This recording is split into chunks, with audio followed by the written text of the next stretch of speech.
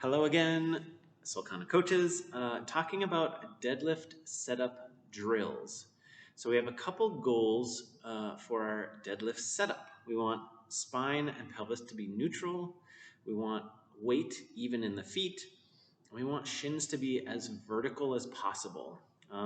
There can be some controversy around this next one, but what we want to identify is that people's leg lengths or body dimensions will just sort of change the way that looks. But if we can focus on spine and pelvis neutral, tension in the hamstrings, sorry, I think I missed that one, tension in the hamstrings, and like weight being even and centered in each foot, I think that will guide us well to where we want people to go. So we're gonna do some top down and bottom up setups. And for our warm up on Monday, we're gonna alternate between a top down and a bottom up setup, just pulling on the bar, but not actually lifting for those. And we're going to use whatever setup feels best for people for 4 sets of 4 tempo deadlifts.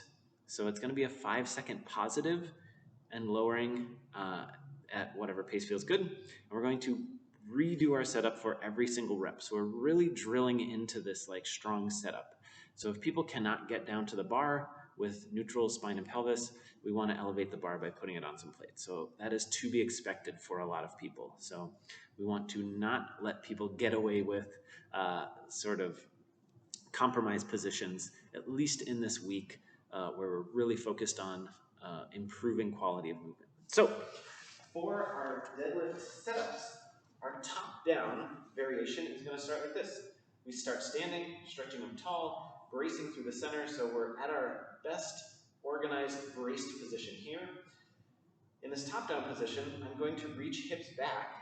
Weight is going into my heels a bit. I'm maintaining this, and I'm hinging until I feel a significant stretch in my hamstrings, and glutes and hamstrings are on tension. Now, from here, I'm going to bend my knees forward and out until I get down to the bar. So for me, my shin is really vertical, my shoulders are just above my hips. If I lower my hips anymore, my hamstrings lose tension. So I'm thinking about maintaining that hamstring tension while staying even in the feet and spine neutral. So I'm just going to squeeze into the bar and then release. My bottom up setup is going to start the same. I'm going to start standing. I'm going to try my best to brace in this neutral spine and pelvis position. And from here, I'm going to squat down to the bar. So the bar is coming forward a little bit, grabbing the bar, and then I'm going to reach my hips up and back until I develop hamstring tension. So here, no hamstring tension. Here, hamstring tension. Knees forward, no hamstring tension.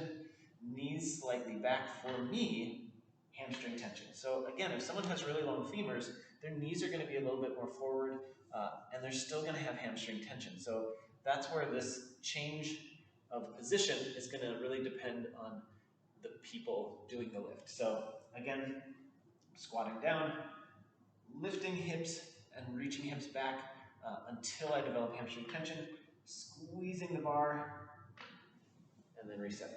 So for our working sets, we're doing 4. So I'm going to show a couple of reps, 4 tempo deadlifts, full reset in between. So start each rep from standing, hamstring tension, reaching down to the bar, 5-second positive, 5, 4, 3, 2, 1, and then reset for the next rep.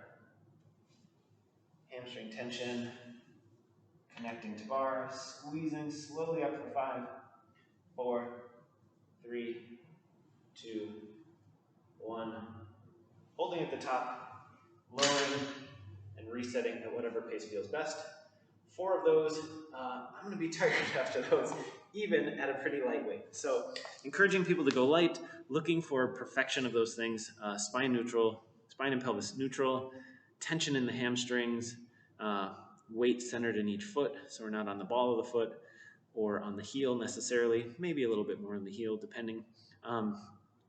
Yeah, and redoing that setup a bunch of times and holding people to a standard of excellence.